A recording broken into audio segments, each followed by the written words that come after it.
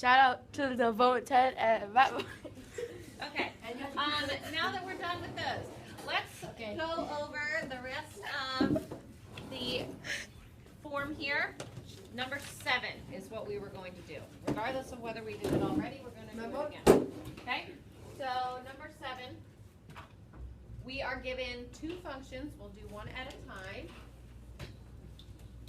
So we have f of x equals negative 2x plus 7. And we're asked to do the inverse. So how do we do the inverse function?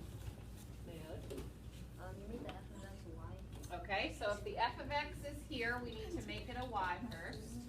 If it is not there, then we just skip that step. And then, what do we do? Switch them. Switch what? The y and x. Okay, then we switch the actual variables themselves. So we have x equals negative 2y plus 7. Next step? Solve for y. Okay, get y by itself. So we're going to subtract the 7. We have x minus 7 equals negative 2y. And then we have to cancel out the negative 2. So we divide every part by negative 2. So we should get, what is this simplified? Lucas? Negative 1/2, okay, x. And then this is negative 7 over negative 2. So we have to be careful to make that into plus 7 over 2. Okay, and you can just leave it as a fraction. And then what would be our final step? Ruth? Change it to negative 1. Okay, change this y back to indicate that it's an inverse function. So you change it to f to the negative 1x. And then you keep everything else the same as it was. So this would be your final answer. Now, if you had this on the quiz, it's technically right, but it's not indicating that it's an inverse function, so you'd get like minus 1/2 point or something. So make sure, just to not get little points off, that you indicate that it's an inverse function. Yeah. Could you review how you get the negative after the negative 1? You don't do anything. It's just the label. Okay. Like, so you don't have to do any math. You just replace the y with it. That's it. I got 2 things. Okay. So the final answer, can you make it negative 1/2 x plus 7 over 2 equals f minus 1x? You mean put the f to the negative 1x over here? Yeah, that's fine. And Based on the symmetric so property. instead of making y equals negative 2x plus 7, can you just directly go and put x equals negative 2y plus 7? Yeah, I mean, that's all up to you, okay? So this is, I'm just giving you the tools. You can use the tools however you'd like to use the tools, yeah. I know this is not even close to a problem, but after you're done, just can you review how we can get the something coefficient without using the calculator? We can't get it without using the calculator. Oh, can you But explain I how will we go get it? over how we can, yeah. Okay, so that, if there's no more questions, we'll do the other one for number 7. So that is 2/5 x plus 10.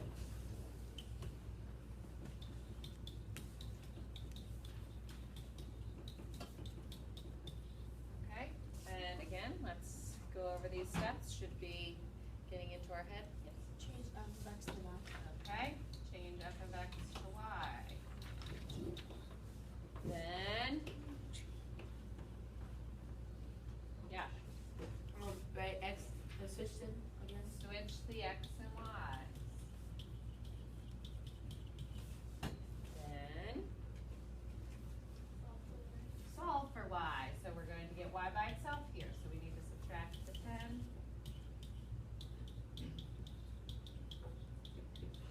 And then to cancel out a fraction next to a variable, what do we do, Jaden? Multiply by the reciprocal. Yes, 5 over 2. So I'm going to multiply both sides by that. That means all parts. So I'm grouping these together because it's 2 different parts, so I have to distribute basically. But I'm multiplying 5 over 2 times x.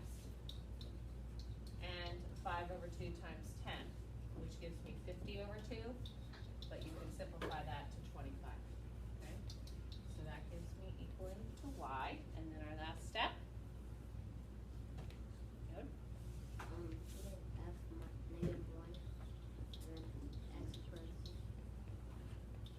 So we just put f to the negative 1x instead of y. Notice it doesn't really matter which side it's on as long as it's equal to that part.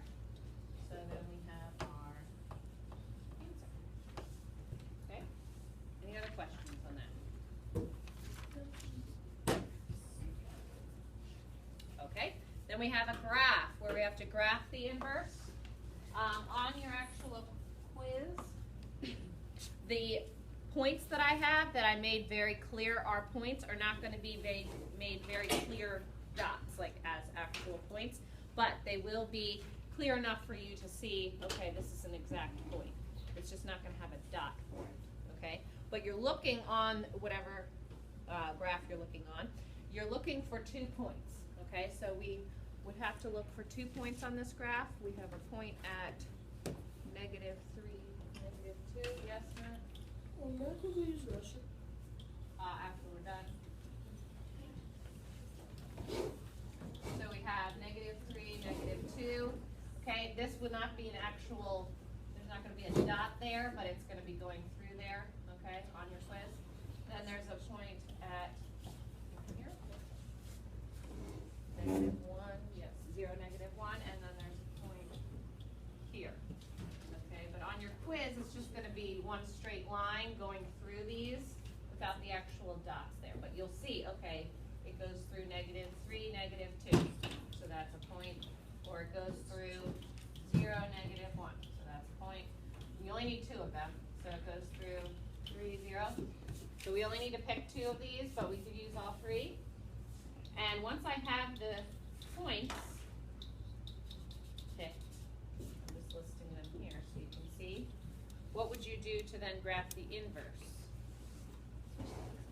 Switch the x and y's, yeah. So we have the new points we're graphing would look like this.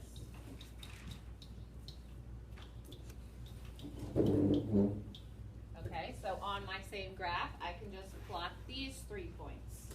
Okay, as long as you have 2 of them, you're okay, but again, I'm just using all 3. So we have -2, -3. -2, -3 would be down here. Then we have -1, 0. That's going to go over here. And then we have 0, 3.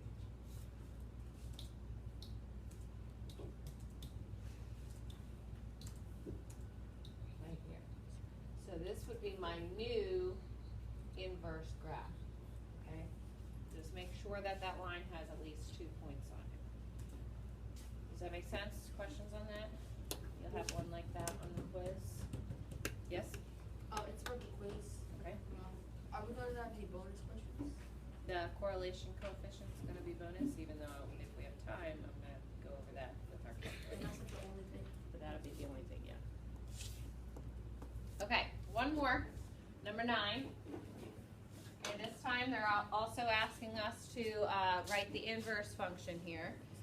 So we have 3y minus 12x equals -72. How is this different than the last one we did, where we did the inverse function for number 7? How is this different? Ruth? This isn't in slope-intercept form? Yeah, it's not in slope-intercept form first. So before we start the 4-step process of making an inverse function, we need to put this in slope-intercept form. That's the extra step. Okay, so we're going to do that before we start doing anything with inverse. So we get y by itself, put it in slope-intercept form.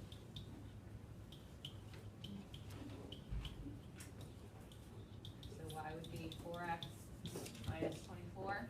This is now where we're going to start doing the inverse function.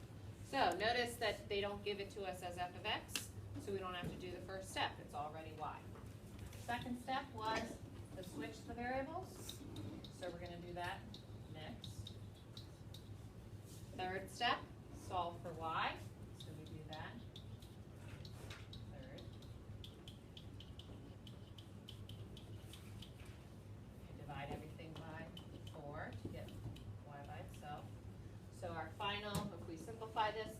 1/4 x plus 24/4, which is 6, equals y. And then what's our last step? To indicate that it's an inverse function. Change it to f -1x. Yes, just change the y to f to the -1. And that would be our answer. Okay? Any questions? On anything on the study guide? Besides the thing I already asked you. Okay.